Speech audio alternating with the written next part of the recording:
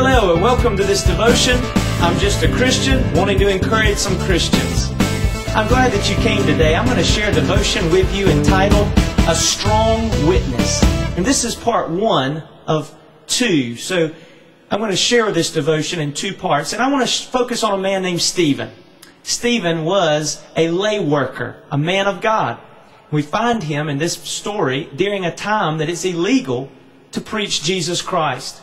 Well, Jesus is being preached by Stephen, and some religious leaders, some teachers of the religious law, find Stephen, and they gather some false witnesses against Stephen.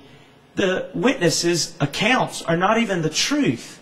They fabricate them against Stephen. But nevertheless, they arrest Stephen, and we find him preaching a message as he has their full attention. He preaches this message in Acts chapter 7.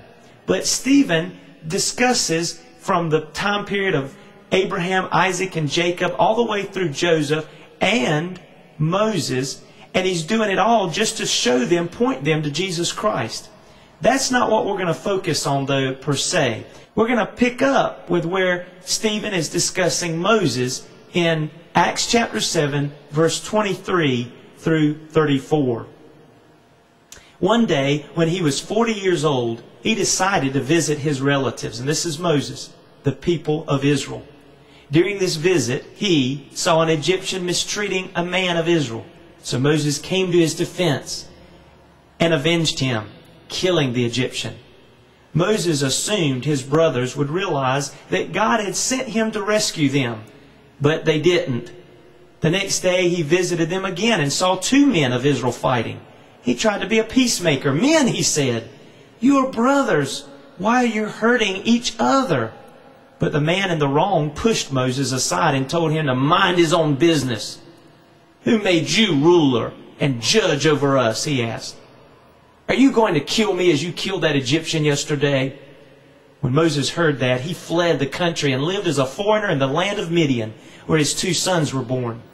40 years later, in the desert near Mount Sinai, an angel appeared to Moses in the flame of a burning bush. Moses saw it and wondered what it was. As he went to see, the voice of the Lord called out to him, "I am the God of your ancestors, the God of Abraham, Isaac, and Jacob." Moses shook with terror and dared not look. And the Lord said to him, "Take off your sandals, for you are standing on holy ground. You can be sure that I have seen the misery of my people in Egypt. I have heard their cries, so I have come to rescue them. Now go, for I will send you to Egypt." Now I want us to look at Stephen's statements here in this story about Moses. Moses, he's been raised in Pharaoh's palace, Pharaoh's court. He's probably been educated to the best possible in Egypt. He's a strong man. He's probably been well taken care of. He's confident. He's excited. He's bold. And he's ready to go save the world. Have you ever been there? He wanted to go in there and rescue his people. And he goes in there with a passion and a zeal for that kind of ministry. He's thinking, hey, I've got wisdom. I've got pull. I've got some connections. Maybe I can go in there with my people. I mean, he already knew his mother and loved her, his biological mother, who was a Hebrew. He said, I can go in there and I can rescue these Hebrew folks, my people, the Israelites. So he came in there determined to have a strong witness. But something zapped that out of Moses. Has anything ever happened to you that zapped your motivation away? Taken your joy of ministry right on out? Drained you from pursuing the mission of saving the world? Have you ever been young and had a desire to go out and save the world and felt like you could do just about anything and maybe even wanted to? Then something just discouraged you from continuing in an area that you once found passion in. Now this is exactly what happened to Moses. So that's where we're at. Many of us have been there. We've had a desire to have a zeal for the Lord and something zapped it. Well, for Moses, it took him 40 years to come out of it. It took a burning bush and a messenger from God to snap him out of it. But Moses had a formula for renewal that we find here in Acts chapter 7, in this passage we've read. Number one, he heard a call. Something called him to Mount Sinai. Something called him up to that mountain. And he heard the call. Number two, he listened to the messenger and recognized the messenger as Jehovah God. Number three, he had a fear for the messenger. It says in the Bible, he trembled in fear, in terror. So he had a holy fear. Well, I better hear this. I better listen. I've recognized him. I'm listening to him. I know this is my God, but I better listen to him because there's no telling what would happen if I don't. Then number four, he worshiped the messenger.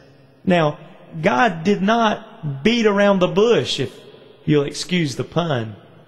He came right out and said, take off your sandals, for the ground that you're walking on is holy. So, God didn't say, I think you might ought to take those sandals off, those shoes off.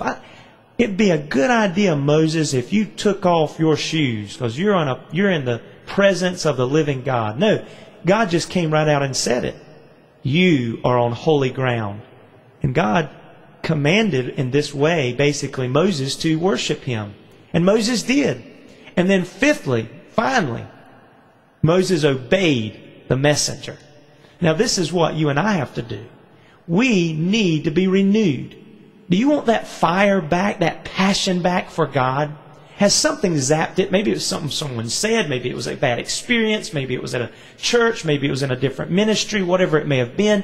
But something zapped your passion. Maybe it was bad health.